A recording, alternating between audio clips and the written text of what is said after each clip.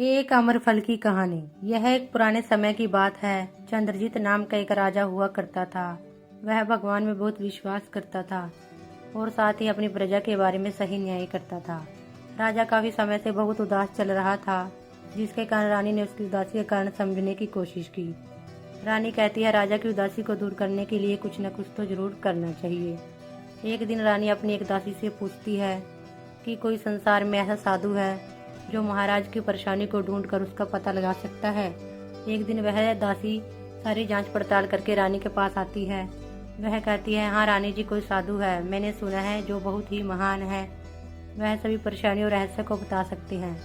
रानी अब बहुत विचार विमर्श करके उस महान साधु के पास जाने की सोचती है। रानी अब बहुत बड़े साधु के पास पहुंच जाती है।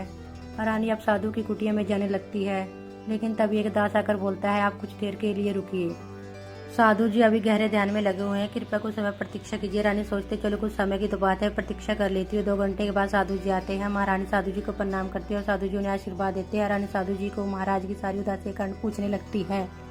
साधु जी कहते हैं कि आप उन्हें हमारे पास लेकर आ सकती हो। नहीं साधु जी, उन्हें इस बात के बारे में कुछ भी नहीं पता है और मैं यह बात उनसे गुप्त रखना चाहती हूँ। बस उनकी उदासी का कारण समझकर उसको दूर करना चाहती हूँ। साधु जी कहते हैं, ठीक है, मैं आपको एक कीमती चीज देता हूँ जिसका नाम है अमरफल। साधु जी कहते हैं कि आपको यह फल उन्हें अकेले में ही देना होगा। महारानी बोलती है, ठीक है साधु जी, मैं ऐसा ही करूंगी। रानी अब महल आ जाती है और वह महाराज को रात में वह फल देती है। महाराज सोचते हैं कि मैं अमर होकर क्या करूंगा, मैं इसे सेनापति को दे देता हूँ जो मेरी प्रजा की इतनी रक्षा करता है और वह करता रहे। अब राजा कल सुबह सेनापति को अकेले बुलाता है और उन्हें वह अमर फल दे देता है। वह सेनापति एक नाचने वाली से प्रेम करता था कि मैं अमर होकर क्या करूंगा, तो वह अमर फल उसको दे देता है। वह नाचने वाली गुप्त सलाहकार से प्रेम करती थी। वह कहती है कि मैं इसका क्या करूंगी, वह भी फल उसको दे देती है।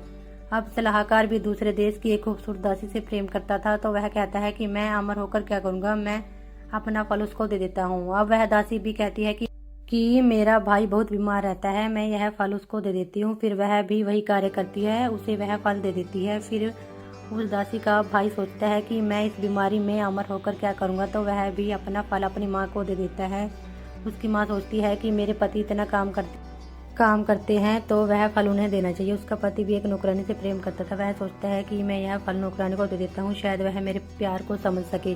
वह नौकरानी बहुत ही समझदार, होशियार और बहुत दयालु भी थी। वह सोचती है कि मैं इस फल को खाकर क्या करूंगी, जिसे इसकी जरूरत है यह फल उसको जरूर मिलना चाहिए। फिर वह अगले दिन सोचती है कि मैं यह फल महाराज जी को दे दूंगी, जो हमारे देश की प्रजा की इतनी सेवा करते हैं। महाराज ही केवल इस फल के एक योग्य व्यक्ति हैं। फिर वह नौकरानी महाराज जी से अकेले में बात करने के लिए कहती है और उस अमरफल को महाराज को सौंप देती है। इस पर महाराज कहते हैं कि तुम्हें यह अमरफल कहाँ से मिला, कि यह तो मुझे मेरे साथ में काम करने वाले एक नौकर ने दिया है। महाराज सारी कहानी समझ जाते हैं कि मैंने यह फल सेनापति को दिया था और सेनापति के पास से घूमते घूमते यह फल फिर मेरे पास आ गया। महाराज समझ जाते हैं कि यह संसार किसी का भी नहीं हो सकता। यहाँ लोग केवल अपने मतलब के लिए ही जीते हैं और जहाँ मतलब खत्म हो जाता है तो यह दुनिया किसी को भी नहीं पूछती है।